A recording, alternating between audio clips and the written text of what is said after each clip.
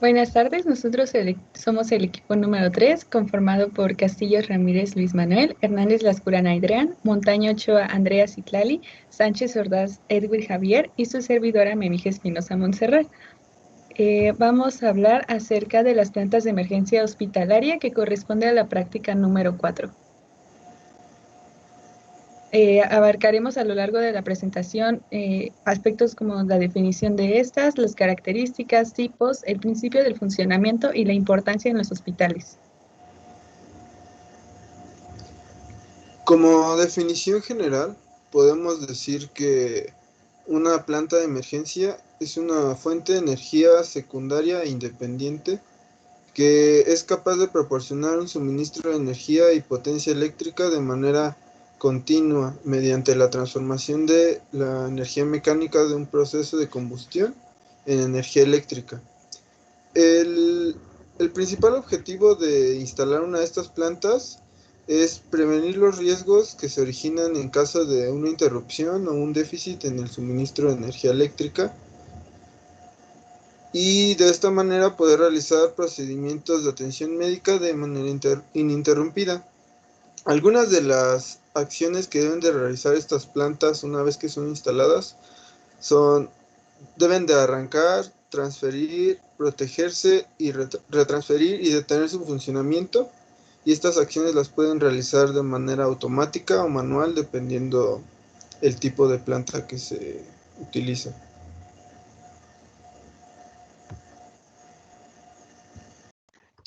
Bien, algunas características principales de las plantas de emergencia, pues son cuatro las que nosotros consideramos que son las principales. La primera de estas, pues son sus componentes. Esencialmente, las plantas están caracterizadas por dos componentes, que es un motor de combustión interna y a su vez va secundado por un generador eléctrico que, pues en conjunción van a transferir energía mecánica a energía eléctrica. Otra característica de estas es que pues usan combustibles fósiles. Entonces podemos tener tanto la presencia de gas, LP, que es licuado de petróleo, o el diésel, que también es usado en este tipo de plantas. Hay que aclarar que pues estas plantas tienen un sistema de control, que es la tercera característica que vamos a manejar. Estas trabajan con un tablero de transferencia, se le conoce como tablero de transferencia, y este básicamente lo que hace es detectar cortes en el suministro de lo que es la energía del suministro comercial, y cuando detecta estos cortes hace la conmutación de la red comercial a la red de la planta de energía hospitalaria, la planta de emergencia. Esto toma un aproximado de 10 a 5 segundos en ese rango, de 5 a 10 segundos en lo que se hace la conmutación. Y pues la última característica que tenemos pues es las aplicaciones en las cuales podemos usar una planta de emergencia. Tenemos que estas pues van a ser usadas en lugares en donde pues no exista la garantía de un servicio eléctrico continuo, que pues básicamente es en lugares aislados o también en ciudades en caso de de tener algún siniestro con respecto a la energía eléctrica.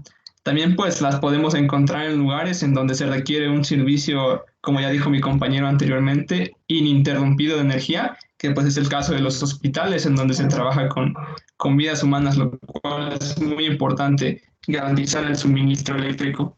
Y por último, pues tenemos que también se encuentran en lugares donde existen cortes de energía que son recurrentes, entonces ahí tampoco existe la garantía del servicio eléctrico. Bueno, para los tipos tenemos dos formas de clasificarlas. Una es por movimiento y tenemos a las plantas de emergencia móviles que se encuentran generalmente sobre una plataforma con ruedas o un vehículo y que tienen la característica de que cuentan con una caseta acústica que sirve para atenuar el ruido y aislar los componentes externos en caso de que se encuentren en un lugar abierto. Y tenemos a las plantas fijas, que estas se instalan en un solo lugar, ya sea en el interior o en el exterior, y una vez instaladas, solo pueden funcionar en el lugar donde fueron instaladas. La otra clasificación es por su combustible. Tenemos a las plantas de gas, que utilizan gas natural o LP, y la característica que tienen es que son más económicas en comparación con las demás. Tenemos también las de gasolina, que son las que utilizan el combustible tradicional. Tenemos las plantas de diésel, que manejan un regulador isócrono, y hay tanto monofásicas como trifásicas, y tenemos a las plantas eléctricas solares, que esas se apoyan en los paneles fotovoltaicos.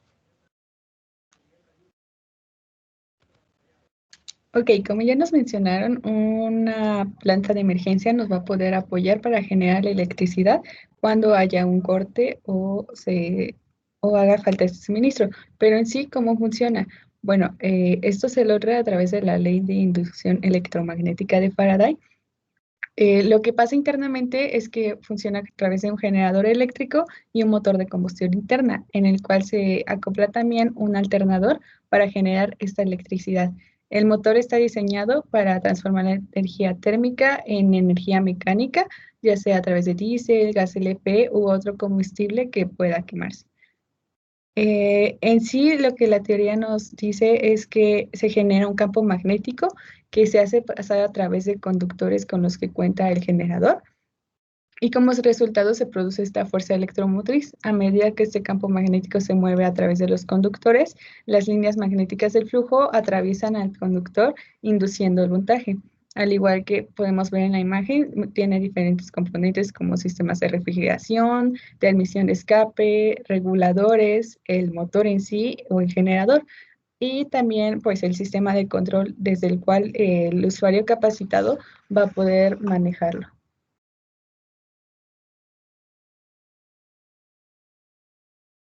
Bien, ahora para hablar de la importancia dentro de un hospital, tenemos que comprender que cuando se interrumpe la provisión de energía eléctrica al equipo médico, pueden ocurrir efectos irreversibles en la salud, como pueden ser lo que son secuelas neurológicas o finalmente los decesos.